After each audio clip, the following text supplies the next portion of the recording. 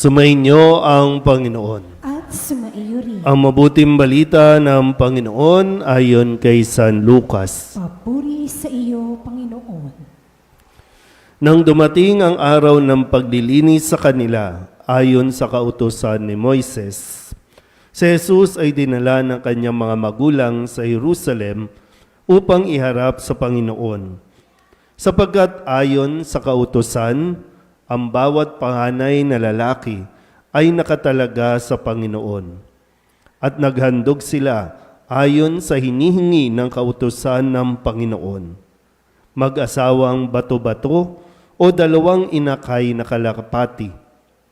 May isang tao noon sa Jerusalem, ang pangalay Simeon. Matapat at malapit sa Diyos ang lalaking ito at naghihintay sa katubusan ng Israel. Sumasa kanya ang Espiritu Santo na nagpahayag sa kanya na hindi siya mamamatay hanggat hindi niya nakikita ang Mesiyas na ipinangako ng Panginoon.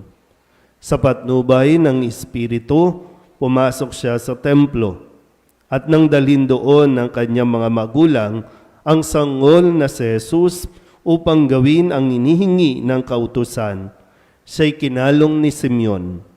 Ito'y nagpuri sa Diyos na ang wika, "Kunin mo na, Panginoon, ang iyong abang alipin ayon sa iyong pangako. Yamang nakita na ng aking mga mata ang iyong pagliligtas na inihanda mo para sa lahat ng bansa. Liwanag itong tatanglaw sa mga hintil at magbibigay karangalan sa iyong bayang Israel." Ang mabuting balita ng Panginoon.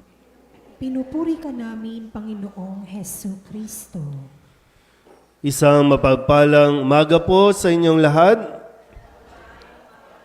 Bukod po sa unang biyernes ngayon ng buwan ng Pebrero, ngayon po ay pinagdiriwang natin ang kapisahan ng pagdadala kay Jesus na Panginoon sa templo.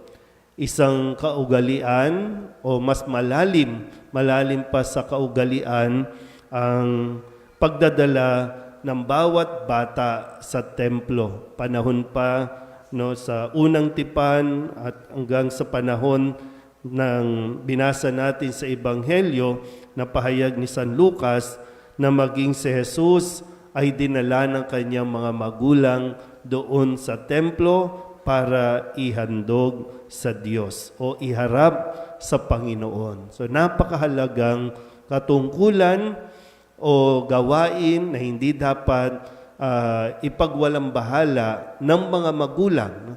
Responsibilidad ng mga magulang na dalhin ang mga anak, dalhin ang mga bata, kahit ito'y sanggol pa lamang sa templo o sa bawat simbahan. Naintindihan po ba yun? Yan. Kasi para bang pag naipanganak ang bata, sa panahon natin ngayon, kapag naipanganak ang bata, hindi pinaghahandaan yung pagdadala sa simbahan.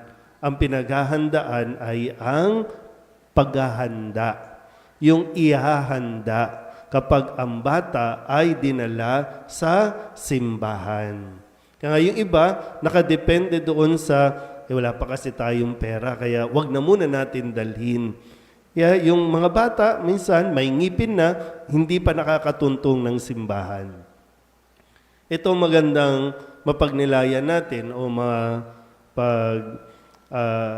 isipan natin ng mabuti, dahil hindi lang ito basta pagdiriwang. Bahagi kasi ng pagdiriwang ay yung pagbabasbas ng mga kandila. Sino ba may mga kandila ngayon? Wala. Yung iba, pakibigyan na lang yung walang kandila. Pero yung mga kandilang yan ay nagpapaalala sa atin. Kaya nga mayroon din tayong mahal na birhen ng Candelaria. Kasi ang mahal na birhen, katuwang ang kanyang kabiyak, si San Jose, ay dinala si Jesus. Si Jesus ang liwanag. Na kung tutusin, si Jesus ang nagbigay ng liwanag sa mag-asawang si Maria at si Jose.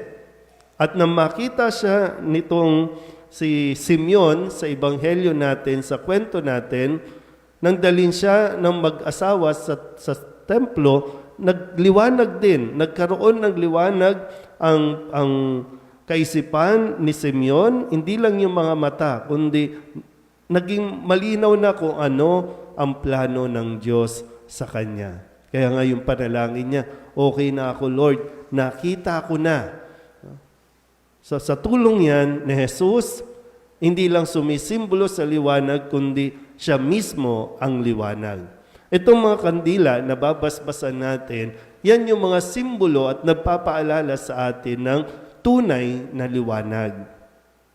Hindi tayo nagbabasbas ng kandila para gamitin lang nating anting-anting o pampaswerte. Kaya minsan, ang daming, nagpapabless, no? Ang daming nakalatag na kandila. Hindi ko alam kung ibebenta ba o ano, no? Pero ang daming pinapabasbasan. Hindi po masama yun, no? Pero maganda nga, maging bahagi na maraming pabasbasan, ipamigay natin yung mga kandila para mas maraming mapaalalahanan na kailangan natin ng liwanag. At tayo din mismo, no? Kung nakita natin at tinanggap natin ang liwanag, tayo din nawa. Yun yung hamon yung magsilbing liwanag sa mga tao na hindi pa nakakakita sa Diyos. Hopefully, tayo nakita na natin ng Diyos. Nakita mo na ba? Uy. Yung dalangin natin Katulad ni Simeon, nawa, no?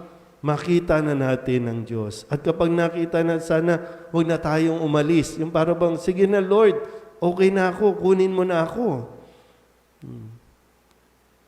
At yun yung maging mission natin, katulad ni Maria, dinadala ang liwanag na ito sa bawat isa sa atin. Kahit yung mga hindi pa kumikilala, dinudulutan nito ng liwanag. Kaya, sana po, magkaroon tayo ng panahon na mapagnilayan pa natin ang kapisahang ito ng pagdadala kay Jesus sa templo, si Kristo Jesus bilang liwanag ng ating buhay. Amen?